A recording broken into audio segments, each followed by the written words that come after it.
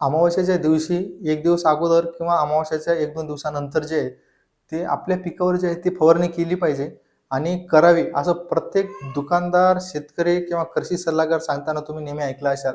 पण याच्यामध्ये नेमकं काय तथ्य आहे? काही लोकं याला अंधश्रद्धा म्हणतात आणि काही लोकं आवर्जून फवारणी सुद्धा करतात अमावास्येच्या टायमिंगमध्ये. तर याच्यामध्ये नेमकं काय तथ्य आहे? तर ते मी तुम्हाला या व्हिडिओमध्ये सांगणार आहे. तर याच्यामध्ये आपण 2 पद्धतीचा उल्लेख केलेला आहे. सगळ्यात पहिली जी गोष्ट आहे ती म्हणजे जे कृषी विद्यापीठ आहे आपलं अकोल्याचं डॉक्टर पंजाबराव कृषी विद्यापीठ. तर यांनी जे आहे ते एक लेख काढला होता 2 वर्षापूर्वी.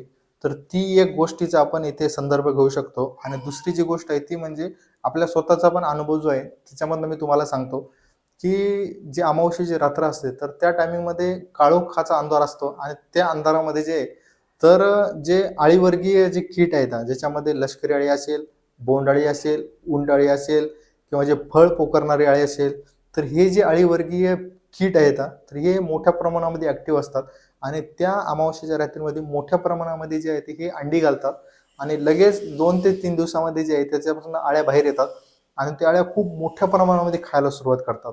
त्याच्यामुळे जे आहे ते खूप मोठं नुकसान होतं शेतकऱ्यांचं. तर त्या नुकसानापासून जे आहे ते आपल्याला वाचायचं आहे आणि नुकसान कमीत कमी झालं पाहिजे. तर या उद्देशानं जे आहे ते त्या कालावधीमध्ये मुख्यत्वे 2 प्रकारचे जे आहे ते औषधं शेतकरी मारतात. सगळ्यात पहिले जे आहे अंडीनाशक जे औषध येतात मार्केटमध्ये ते आणि दुसरं अळीनाशक. आता याच्यामध्ये जे आहे ते इफेक्टिव्ह किंवा आपल्या अनुभवातून कोणतं वापरायला पाहिजे, तर सगळ्यात पहिले जे आहे ते म्हणजे प्रोफेनोफॉस 40% प्लस सायपरमेथ्रिन 4%.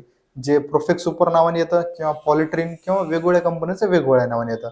तर तुम्ही तुमच्या पद्धतीने कंपनी निवडू शकता. तर हे एक कीटकनाशक आहे आणि दुसरं जे आहे बायर कंपनीचं लार्विन, ज्याच्यामध्ये थिओडिकार्प येतं. तर हे वेगवेगळ्या कंपनीचं येतं. तर तुम्हाला जे चांगली कंपनी वाटेल ती वापरा. आपल्याला त्याच्याशी काही देणं-घेणं नाहीये. तर हे जे कीटकनाशकाचा जर वापर केला आपण त्या कालावधीमध्ये, तर आपल्याला अळी आणि सोबत जे अंडीनाशक आहेत, अंडीनाशक असल्यामुळे जे अंडे आहेत त्याच्यापासून जे आहे ते आपल्याला प्रभावी नियंत्रण मिळतं. तर अमावास्येच्या कालावधीमध्ये जर फवारणी केली तर त्याचा फायदा होताना आपल्याला स्वतःला पण अनुभव आलेला आहे आणि बरेच शेतकऱ्याचा अनुभव सुद्धा याच्यामध्ये आहे. आणि सोबतच जे कृषी विद्यापीठांनी सांगितलेलं आहे, तर त्याचा संदर्भ तर याच्यामध्ये येतोच. तर त्याच्यामुळे ही जी गोष्ट आहे, ही कुठेतरी याच्यामध्ये खरं आहे आणि शेतकऱ्यांची आहे ती करायला याच्यामध्ये काही हरकत नाहीये. याच्याबद्दल तुमची काय प्रतिक्रिया आहे? तुम्ही या टायमिंगमध्ये फवारणी वगैरे करता का? तर ते कमेंट बॉक्समध्ये कमेंट करायला बिलकुल विसरू नका. धन्यवाद.